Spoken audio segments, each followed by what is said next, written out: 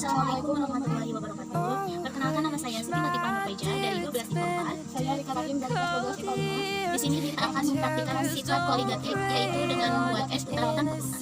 Simak cara-caranya sebagai berikut. Ini merupakan alat dan bahan untuk membuat es putar tanpa kulkas. Ada baskom, ada plastik es, ada es batu, ada susu, ada garam, dan ada juga palu. Pertama-tama, susu ke dalam.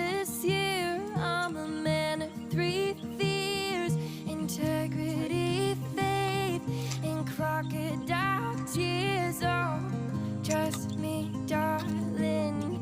Trust me, darling. So look me in the eyes. Tell me what you see. Selanjutnya kita membuat es batu Perfect paradise. Tearing at the untuk zat pelarut. Jika seams. ditambahkan dengan zat pelarut, maka akan terjadi perubahan suhu tertentu untuk mencairkan atau membentukkan zat tersebut. Kita aduk-aduk garam sampai tercampur dengan es batu hingga merata. Kita masukkan esnya ke dalam es batu tersebut. Diamkan selama beberapa menit sampai es membeku. Itulah cara-cara membuat es putar tanpa kulkas dengan menggunakan sifat koligatif. Begitu mudah, bukan?